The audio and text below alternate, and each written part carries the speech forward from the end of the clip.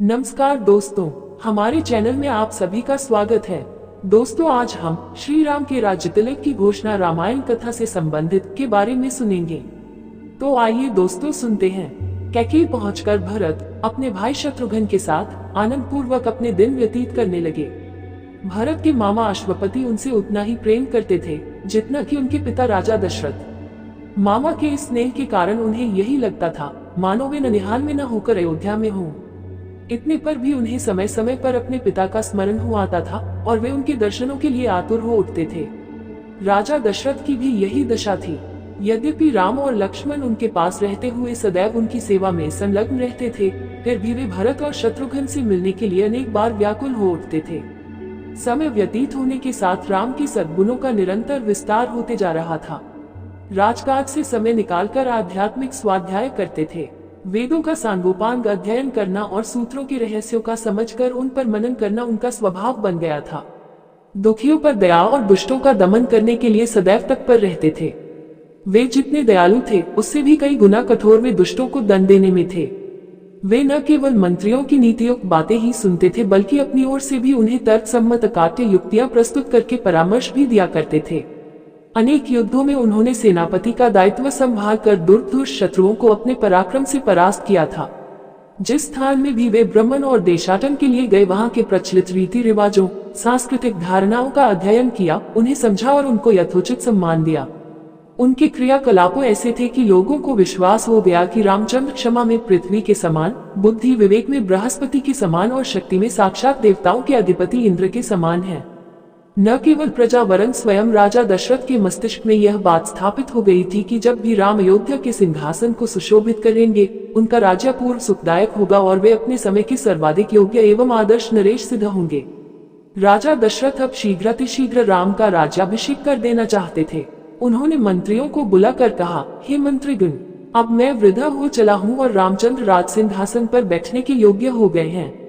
मेरी प्रबल इच्छा है कि शीघ्रातिशीघ्र राम का अभिषेक कर दूं। अपने इस विचार पर आप लोगों की सम्मति लेने के लिए ही मैंने आप लोगों को यहाँ पर बुलाया है। कृपया आप सभी अपनी सम्मति दीजिए। राजा दशरथ के इस प्रस्ताव को सभी मंत्रियों ने प्रसन्नतापूर्वक स्वीकार किया। शीघ्र ही राज्य भर में राजतिलक की तिथि की घोषणा कर दी गई और देश देशांतर के राजाओं को इस शुभ उत्सव में सम्मिलित होने के लिए निमंत्रण पत्र भिजवा दिए गए।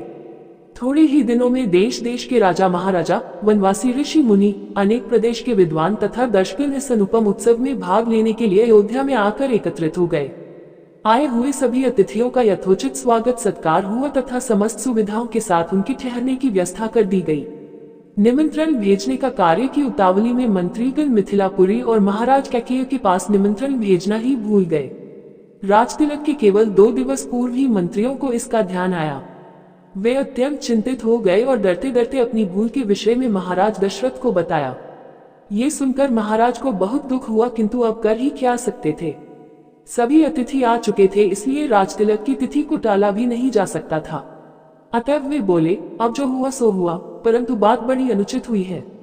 अस्तु वे लोग घर के ही आदमी हैं, उन्हें बाद में सारी स्थिति समझाकर मना लिया जाएगा। दूसरे दिन राजा दशरथ के दरबार में सभी देशों के राजा लोग उपस्थित थे। सभी को संबोधित करते हुए दशरथ ने कहा, हे नृपगण, मैं अपनी और अयोध्या वासियों की ओर से आप सभी का हार्दिक स्वागत करता हूँ। आपको ज्ञात ही है कि अयोध्या नगरी में अनेक पीढ़ियों से इक्ष्वाकु वंश का शासन चलता आ रहा है। इस परंपरा को निर्वाह करते हुए मैं अब अयोध्या का शासन भार अपने सभी प्रकार से योग्य, वीर, पराक्रमी, मेधावी, धर्मपरायण और नीति निपुण ज्येष्ठ पुत्र राम को सौंपना चाहता हूँ। अपने शासन काल में मैंने अपनी प्रजा को हर प्रकार से सुखी और संपन्न बनाने का प्रयास किया है।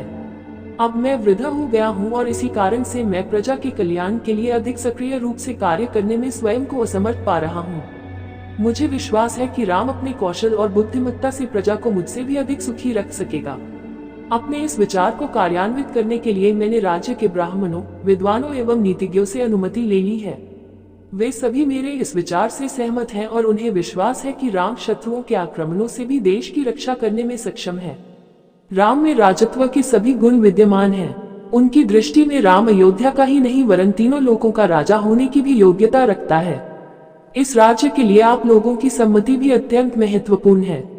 अतः आप लोग इस विषय में अपनी सम्मति प्रदान करें। महाराज दशरथ के इस प्रकार कहने पर वहां पर उपस्थित सभी राजाओं ने प्रसन्नतापूर्वक राम के राजतिलक के लिए अपनी सम्मति दे दी। राजा दशरथ ने कहा, आप लोगों की सम्मति पाकर मैं अत्यंत प्रसन्न हूँ, क्योंकि चैत्र मास जो सब मासों में श्रेष्ठ मधुमास कहलाता है चल रहा है। कल ही राम के राजतिलक के उत्सव का आयोजन किया जाए। मैं मुनिश्रेष्ठ वशिष्ठ जी से प्रार्थना करता हूँ कि वे राम के राजतिलक की तैयारी का प्रबंध करें। राजा दशरथ की प्रार्थना को स्वीकार करके राजगुरु वशिष्ठ जी ने संबंधित अधिकारियों को आज्ञा दी कि वे यथाशीघ्र स्वर्ण, रजत, उज्ज्वल माणिक्य, सुगंधित औषधियों, श्वेत सुगंधयुक्त मालाओं, लाजा, घृत, मधु, उत्तम वस्त्रादि एकत्रित करने का प्रबंध करें। चतुरंगिनी सेना को सुसज्जित रहने का आदेश दें। स्वर्ण हौदों से सजे हुए हाथियों, श्वेत चवरों, सूर्य का प्रतीक अंकित ध्वजाओं और परंपरा से चले आने वाले श्वेत निर्मल छत्र, स्वर्ण निर्मित 100 घोड़े, स्वर्ण मंडित सींगों वाले सांड, सिंह की अक्षुवंत त्वचा आदि का शीघ्र प्रबंध करें। सुसज्जित वेदी का निर्माण करें। इस प्रकार अन्य और जितने भी आवश्यक निर्देश थे उन्होंने संबंधित अधिकारियों को दे दिए।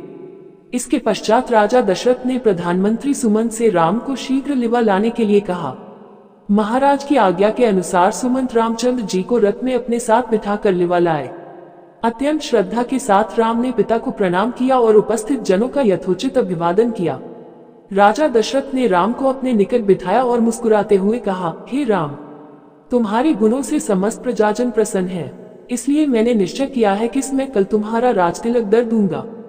इस विषय में मैंने ब्राह्मणों, मंत्रियों, विद्वानों एवं समस्त राजा महाराजाओं की भी सम्मति प्राप्त कर लिया है।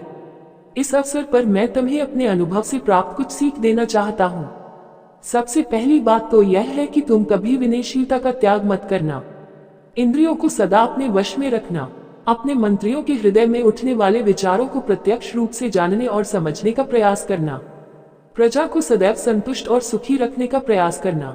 यदि मेरी कही इन बातों का तुम अनुसरण करोगे तो तुम सब प्रकार की विपत्तियों से सुरक्षित रहोगे और लोकप्रियता अर्जित करते हुए निष्कंटक राजकाज चला सकोगे। ये सिद्धांत की बात है कि जो राजा अपनी प्रजा को प्रसन्न और सुखी रखने के लिए सदैव प्रयत्नशील रहता है, उसका संसार में कोई शत्रु नहीं होता। यदि कोई व्यक्ति स्वार्थवश उसका अनिष्ट करना भी चाहे तो भी वह अपने उद्देश्य में सफलता नहीं प्राप्त कर सकता, क्योंकि ऐसे राजा को अपनी प्रजा एवं मित्रों का हार्दिक समर्थन प्राप्त होता है। पिता से यह उपयोगी शिक्षा प्राप्त करके राम ने स्वयं को धन्य माना और उन्होंने अपने पिता को आश्वासन दिया कि वे अक्षरशः इन बातों का पालन करेंगे। दास दासियों ने राजा के मुख से राम का राजतिलक करने की बात सुनी तो वे प्रसन्नता से उछलते हुए महारानी कौशल्या के पास जाकर उन्हें ये शुभ संवाद सुनाया, जिसे सुनकर उनका रोम रोम पुलकित हो गया। इस शुभ समाचार के सुनाने वालों को उन्होंने बहुत सा स्वर्ण वस्त्राभूषण देकर मालामाल कर दिया। उम्मीद करते हैं दोस्तों, आपको ये रामायण कथा से संबंधित राम के राजतिलक की घोषणा के विचार सुनने में अच्छे लगे होंगे। दोस्तों, विचार सुनने में अच्छे लगे हैं तो कृपया करके चैनल को सब्सक्राइब जरूर करें जी। इसी के साथ विदा लेते हैं। कल फिर इसी प्रकार के विचार लेकर हाजिर होंगे। जय श्री राम।